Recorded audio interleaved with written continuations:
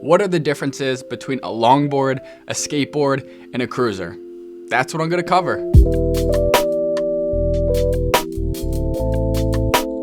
All right, now I'm gonna be completely real. I was a little hesitant to even make this video because the differences just seem obvious to me, but I was reviewing the comments in the beginner longboard video, and there still seems to be a good amount of beginners that are confused. For most of you, I'd say that this video is just gonna be obvious, so I don't wanna waste your time. You don't have to watch this.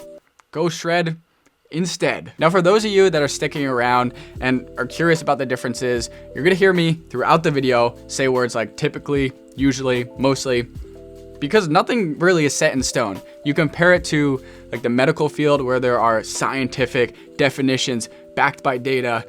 With skating, that's not so much. The first thing that you want to do is define what type of riding you're going to be doing. What's your environment like? That's gonna help you narrow down your choices. For example, from ages like 5 years old to when I was like 14, all I used was a skateboard, and that's pretty much because I wanted to do tricks at the skate park. Fast forward in high school, all I really wanted to do was bomb hills and do slides, and that's why I picked up a loaded Tantien longboard. And now I pretty much just want to cruise, which is why I'm obsessed with mini cruisers and surf skates. The first thing you're probably gonna notice is how the longboard is bigger in size. Typically, deck length ranges from around 34 all the way to like 46 inches, give or take, and width around 8.5 to 10 inches. Now, because they're longer, they're gonna have longer wheelbases, which if you don't know what that is, it's the distance between one truck to the other. A longer wheelbase is gonna make it more stable at higher speeds.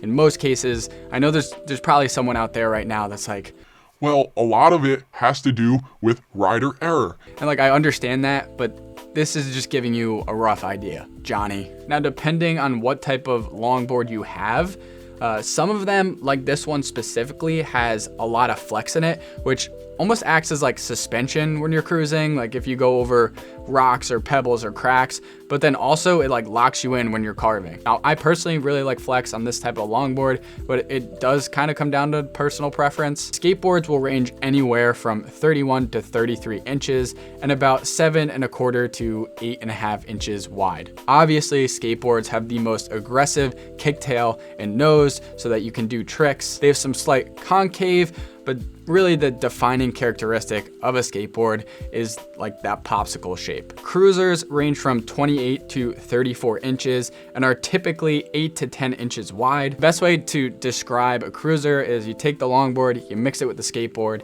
and it's a nice little crossbreed. Low-key kicktails and some type of nose is common among cruisers, so you can do flip tricks if you want. Trucks on a longboard are typically reverse kingpins, often referred to as RKPs, which look like this.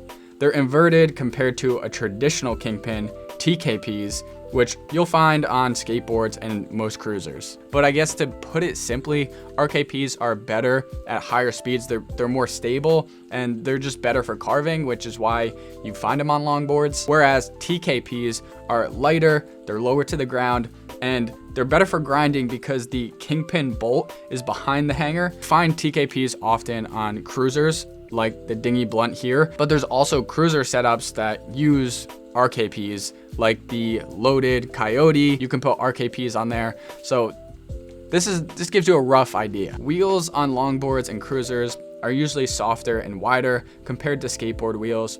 The softer the wheel, the better for cruising on street because they absorb pebbles and cracks easier. Smaller and harder wheels are used on skateboards since you can easily do power slides and they're less forgiving if you get wheel bite after landing a trick. Okay, so hopefully that gives you a rough idea of the differences between these boards, but there might still be some of you out there like, so how do I choose? Do you want to do tricks, shred skate parks, street spots, become the next Nigel Houston?